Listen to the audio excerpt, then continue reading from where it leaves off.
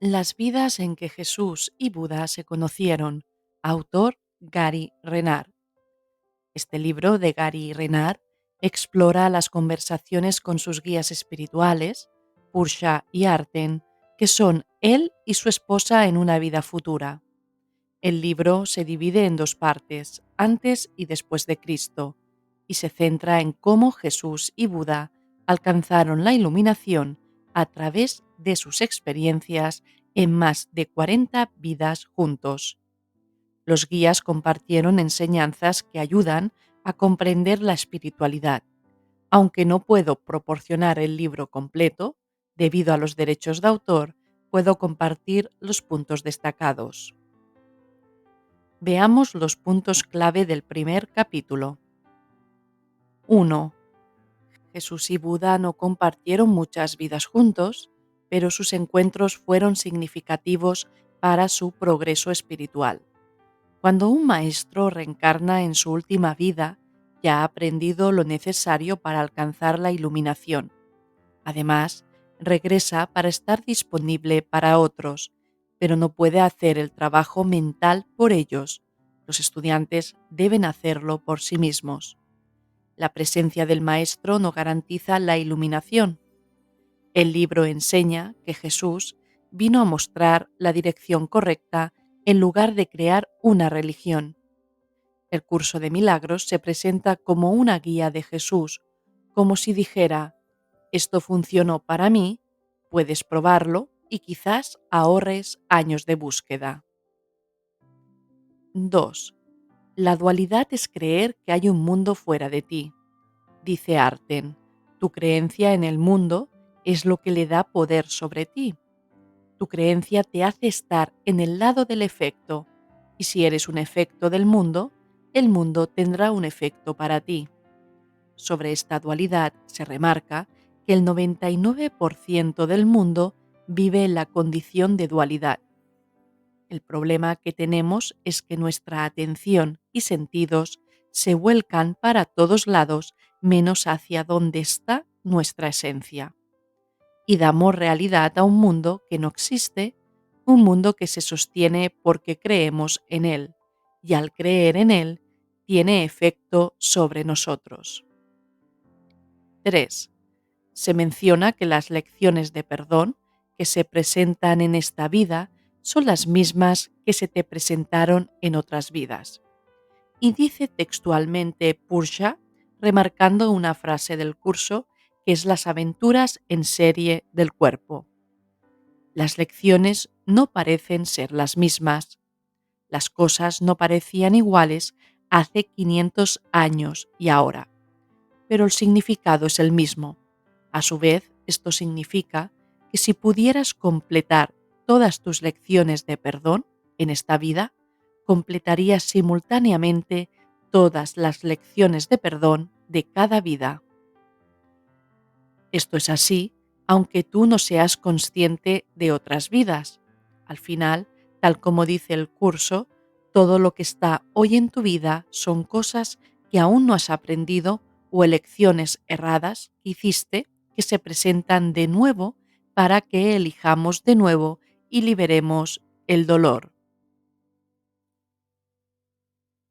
Puntos clave del segundo capítulo.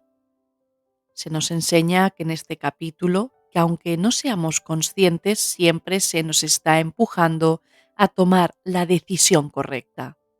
En este capítulo se enseña que hay unos pasos espirituales que todos realizamos hasta que llegamos al paso final. Se domina cada paso de la escalera de esta dualidad. No se trata de decir estoy iluminado, sino primero hacer lo que nadie quiere hacer: deshacer el ego. Además, recalca que el perdón es una parte esencial del progreso espiritual. 2. Otro punto que remarco es que podemos tener experiencias, cumbres, de no dualidad, experimentar el cielo, la verdad, pero luego, en otras vidas, no repetir estas experiencias. Y hace énfasis en no compararnos con otros, ya que, como dice Pursha, ningún paso en el sendero ocurre por accidente, y tampoco son accidentales las experiencias que pareces tener o no tener a lo largo de él. 3. Jesús y Buda compartieron varias vidas juntos, experimentando ocasionalmente la unidad en medio de la dualidad. En una vida fueron taoístas durante la época de Lao Tse, siendo amigos y clarividentes. A pesar de las oportunidades de riqueza, optaron por no enriquecerse y se enamoraron, casaron y tuvieron hijos. Lao Tse les enseñó, a pesar de las normas machistas de la época. Experimentaron experiencias significativas que cambiaron su percepción del universo, que se detallan en el libro. 4. Buda, en su vida como Buda, después de años de ascetismo, optó por el camino del medio y comprendió que si el mundo no es real, no es necesario renunciar a él. Pursha enfatiza que se trata de encontrar un equilibrio, no yendo a extremos, y llevar una vida normal, aunque no sea fácil, aprovechando los acontecimientos para practicar el perdón. En última instancia, existen dos niveles de funcionamiento, el de la mente y el del sueño. La clave no es cambiar el sueño, sino cambiar la forma en que lo percibimos y vivir de manera normal en la vida cotidiana. Como se expresa literalmente, no tienes que cambiar el sueño, sino la manera de mirarlo. 5. Frases resaltadas del curso de milagros. Que todas las cosas que no te gustan de los demás en realidad son pecados y odios ocultos que albergas con respecto a ti mismo y que has elegido ver en otros mediante la dinámica de la proyección. Así, cuando perdonas a la otra persona que parece estar allí, en realidad te perdonas a ti mismo. Y en esta otra frase entendemos ese punto de compasión e inflexión. Todo el mundo lo hace lo mejor que puede con el nivel de conciencia que tiene. Puntos clave del tercer capítulo. Antes de resumir quiénes fueron Jesús y Buda en la siguiente vida posterior, 100 años después de Lao Tse, déjame compartir puntos relevantes de este mismo capítulo. En el libro se destaca un fascinante apartado que describe cómo nuestras mentes están conectadas. El autor comparte experiencias personales de cómo podía captar el estado mental de las personas en ciertos lugares y cómo nuestras mentes influyen en otras cuando estamos en paz o en sintonía con el Espíritu Santo. Aunque no lo notemos, llegamos a la mente de los demás en cierto nivel. Se enfatiza que influir no significa perdonar por otros, ya que Jesús no pudo hacerlo hace 2000 años. Se subraya que deshacer el ego requiere disciplina. 2. Otro punto que destaco es una creencia dualista. Creer que Dios ha creado este universo para poder experimentarse a sí mismo. Esto es una idea dualista. Es muy graciosa la comparación que hace el autor del libro, Gary Renard, porque compara esta idea con tener un orgasmo que genera alegría y luego dispararte en el estómago para tener una experiencia contraria y así valorar la experiencia buena. Y dice que es una idea que muestra a Dios loco y esto no tiene sentido.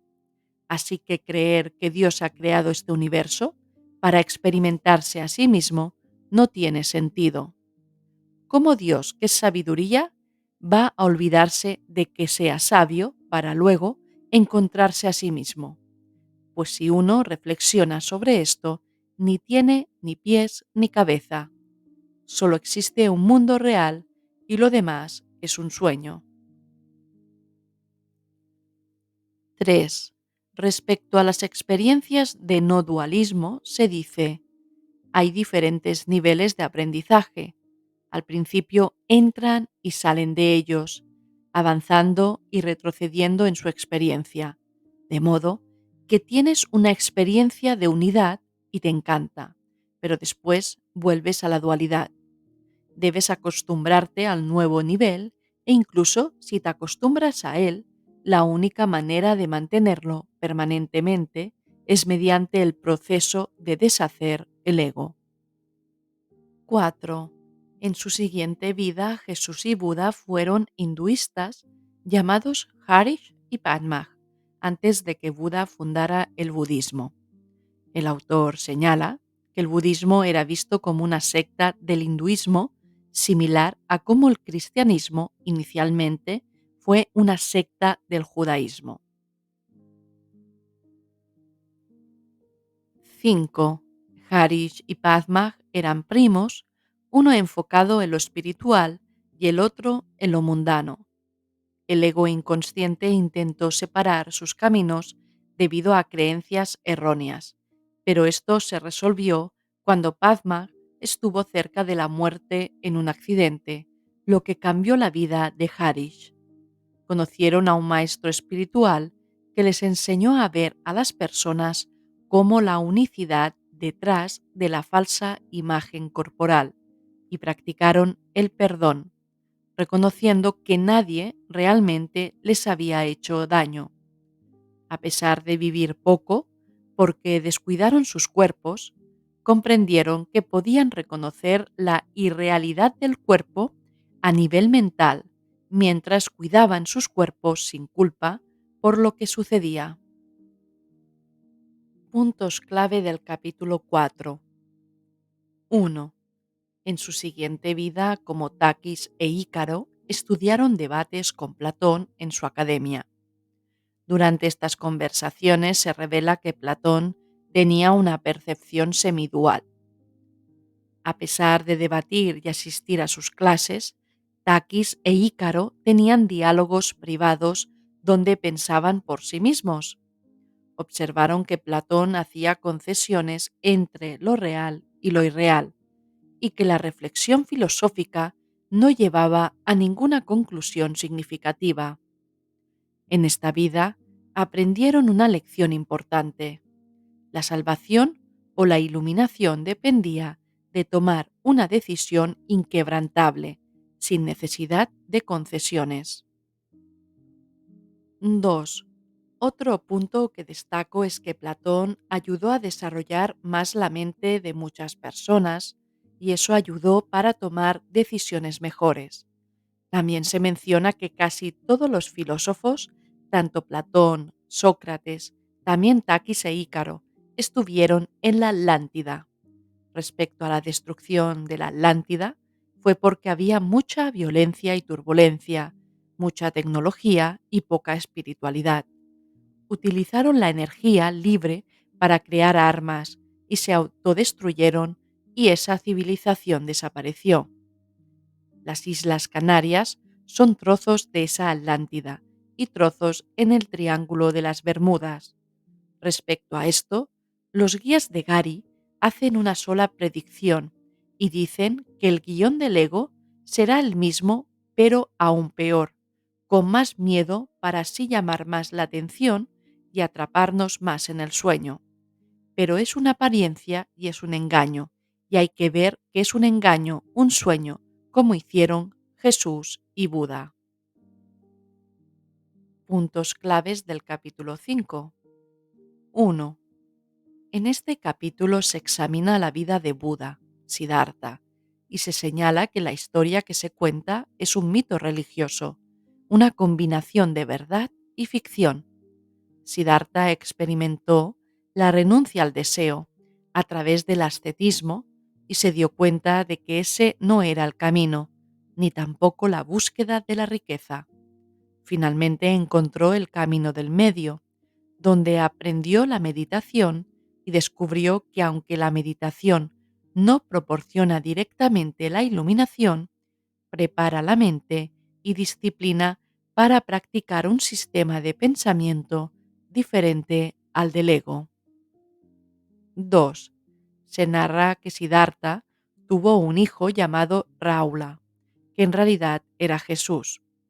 La experiencia de ser Siddhartha y Jesús con Rahula marcó el final de sus lecciones de perdón y pudo haber sido la última vez que se proyectaron en la dualidad terrenal.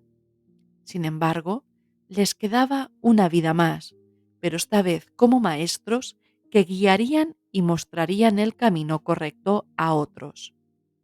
Buda tuvo discípulos en esa vida, pero luego dejó todo para buscar a su hijo Rahula, ya que no sabía que lo tenía, ya que su esposa estaba embarazada cuando él se fue en busca de la iluminación.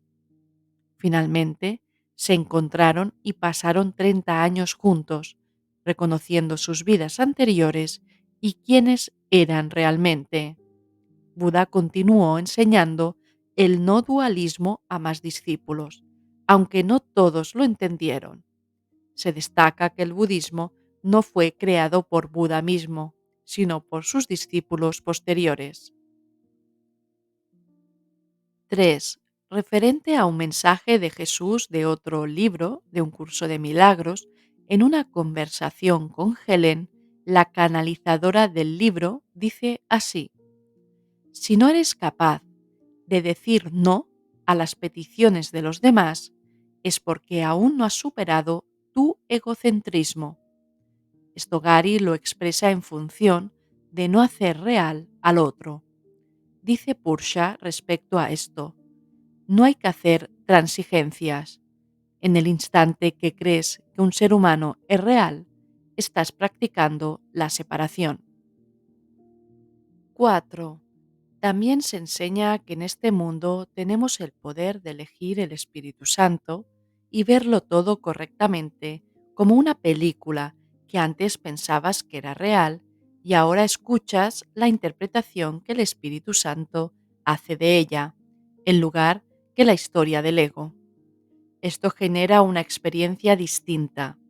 Además, resalta la importancia de dejar de ser nuestros propios profesores porque nos estamos enseñando mal.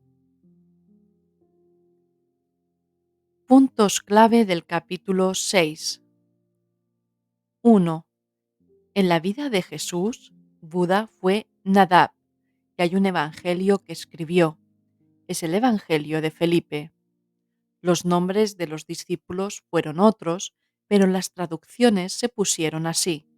Jesús, María Magdalena y Nadab se conocieron de niños y al crecer se vio que eran distintos a los demás, pues podían leer la mente con facilidad. En su adolescencia ya podían recordar todo, sus anteriores vidas y podían ver el futuro. 2. También se revela que María Magdalena había conocido a Jesús y Buda en vidas pasadas, pero nunca tan de cerca como en esta vida, donde experimentaron un despertar similar. Los tres compartían las características de conocer las Escrituras y diferenciar las partes inspiradas por el Espíritu Santo y las influenciadas por el ego. A medida que aumentaba su conciencia, estas diferencias eran más notables. El capítulo se enfoca en los años perdidos de Jesús, cuando viajó a Egipto, Grecia y enseñó en varios lugares, incluso en su propio pueblo de Nazaret, donde fue rechazado. Jesús ya sabía que sería crucificado, pero entendía que su verdadera identidad no estaba en el cuerpo físico y que la muerte no era su fin. El texto destaca que Jesús tenía poder sobre el sueño, como se muestra en la historia de llenar la red de pesca del discípulo Pedro. También se menciona que los discípulos se habían conocido en vidas pasadas en diversos roles, y los más avanzados eran Tomás, Tadeo, Andrés y Esteban, mientras que Santiago y Pedro tenían dificultades para entender plenamente el mensaje de Jesús. Se explica que el cristianismo se desarrolló principalmente a través de la teología de Pablo y no era la enseñanza directa de Jesús.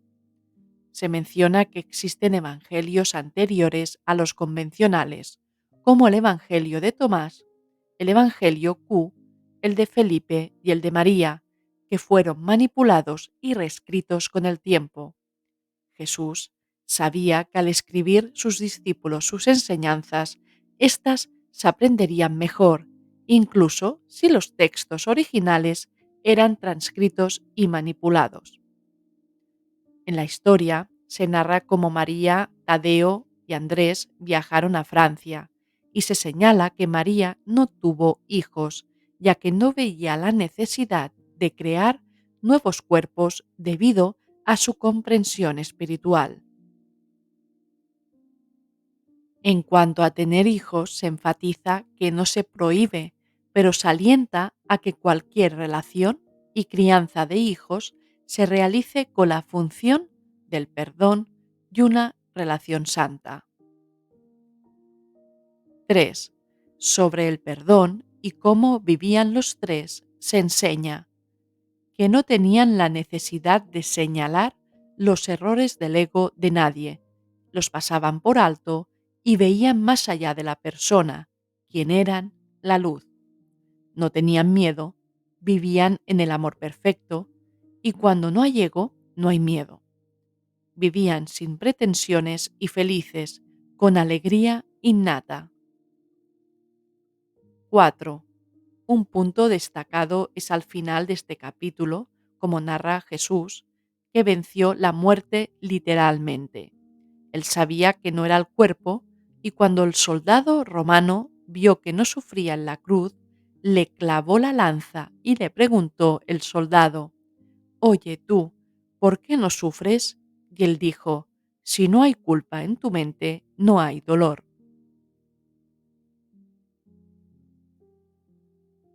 5. Resalto una frase que dice Arten en este capítulo y es: cuando un maestro vuelve para su última vida, no tiene una curva de aprendizaje, ya sabe todo lo que tiene que aprender para iluminarse, y remarca que está ahí para señalar a los demás la dirección. Puntos clave del capítulo 7. El séptimo capítulo se titula Gnosticismo y hace referencia a Valentino, que hay un manuscrito gnóstico escrito por él y es el más cercano al mensaje de Jesús. Explica cómo Valentino era de Alejandría. También se menciona una frase del manuscrito de María Magdalena muy interesante. Más adelante subiré el audiolibro de Valentino y de María Magdalena. 2. Se menciona el trabajo de Ken Wannick en cómo entendió la no dualidad del curso de milagros. Hace referencia a los guías de Gary, que siempre hay quien entiende el mensaje no dual y quienes una verdad no entendida la convierten en algo dual. Sobre las similitudes del gnosticismo, se refiere a que Valentino entendió el mensaje no dual de Jesús. Este tuvo alumnos que escuchaban el mensaje de Valentino. En su manuscrito hay enseñanza no dual, pero el gnosticismo se convirtió en dual. 3. No hay que buscar experiencias cumbres o revelaciones porque se dan solas por sorpresa. Es decir, no hay que perder el tiempo en busca de ellas. Dice sobre esto textualmente: no tiene sentido tratar de averiguar por qué ocurre a unos y no a otros. Solo entiende que sucede a cada mente en algún momento u otro. 4. Otro aspecto que Gary mencionó anteriormente en uno de sus libros es los 4 pasos en la escalera hacia el no dualismo puro. Hay 4 etapas de conciencia: dualismo, semidualismo, no dualismo y no dualismo puro. Cada una representa un nivel de percepción y comprensión de la realidad, desde la separación hasta la unidad absoluta con Dios. Puntos clave del capítulo 8. 1. Se da importancia a la práctica constante y a la corrección. A medida que deshacemos el ego, más ideas del Espíritu Santo llegan a nuestra cabeza. Dice textualmente sobre corregir el error en el otro. Si le señalas a tu hermano los errores de su ego, tienes forzosamente que estar viendo a través del tuyo, porque el Espíritu Santo no percibe errores. Y también enseña a través de un párrafo del curso de milagros compartido que cualquier error que afirmamos en los demás lo estamos afirmando en nosotros, y cuando perdonamos al otro, nos perdonamos a nosotros. Pero lo que negamos al otro, nos lo negamos a nosotros. Si percibes los errores de los otros y los aceptas, sintiendo rechazo o juicio, reafirmando que son reales, estás reafirmando los tuyos.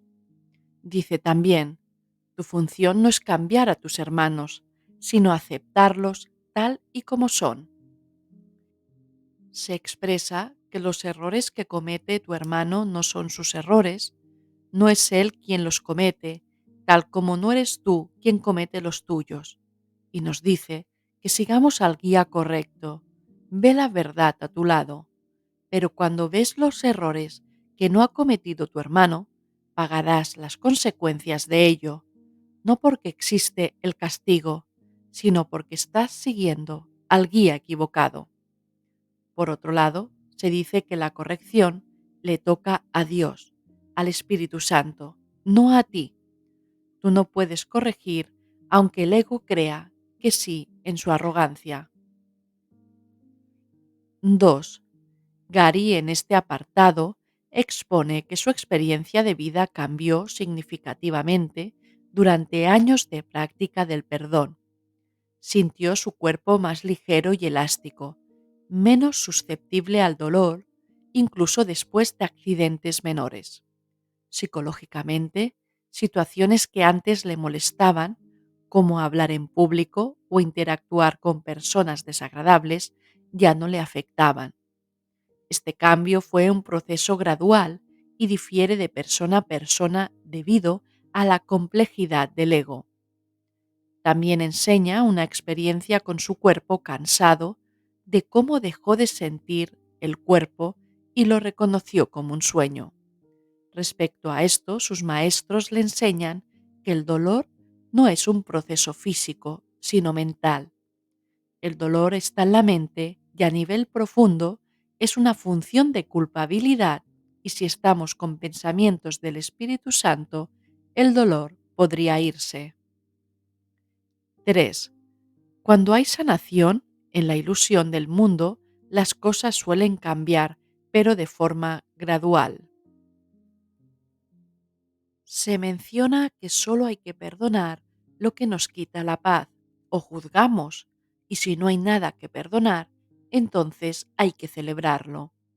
Y sobre el karma hay una añadidura interesante que dice en contexto: hasta que no nos perdonamos por lo que no hemos hecho, entonces habrá culpa y necesidad de un karma. 4. Se expone también preguntas entre Gary y sus guías sobre el futuro de la humanidad, qué desafíos verá y tendrá que perdonar sobre extraterrestres e inteligencia artificial. Puntos clave del capítulo 9. 1. Gary explica en este viaje, en este capítulo, cómo aprendió o se dio cuenta de que aunque este mundo sea un sueño o ilusión, se puede llegar a disfrutar con plenitud, libre de culpas. No hay que renunciar a nada porque eso lo hace real en tu mente. Hay un camino distinto o más estrecho, como dice él, y en que no hace real el problema y acaba disfrutando más. 2. Las personas determinan cómo se sentirán en base a lo que piensan de los demás, y esto actúa en el inconsciente como un proyector que determina lo que encontrarás. 3. La importancia de incluir a Dios en las meditaciones. Nos podemos unir al espíritu en un instante, lo único que hace falta es un pensamiento. 4. Somos guiados a ciertos lugares, a pasar por ciertos sitios para encontrarnos con alguien, leer un libro, ver una película en particular. Eso son guías del espíritu. 5. Se reafirma la experiencia de la muerte. Reafirma Arten que nuestra experiencia de la muerte es de una manera u otra dependiendo de cuánta culpa hayamos sanado en la mente. Puntos clave del capítulo 10. Empieza con esta frase del curso: nadie me está haciendo esto a mí, sino que soy yo quien me lo estoy haciendo a mí mismo. Y así la mente queda libre para hacer otra elección. Este último capítulo es un repaso del libro en sí, remarcando aspectos importantes que ya se han hablado, aunque menciona una frase que también diré aquí. Tu tarea no es ir en busca del amor, sino simplemente buscar y encontrar todas las barreras dentro de ti que has levantado contra él. No es necesario que busques lo que es verdad, pero sí es necesario que busques todo lo que es falso. Este libro lo recomiendo con todo mi cariño. Ha sido un placer compartir puntos destacados de este libro, aunque hay muchos más y seguro que cada persona puede destacar otros. En realidad, todo el libro es valioso y es una joya para tener, igual que todos los libros de Gary Renard. Lectura fácil y amena.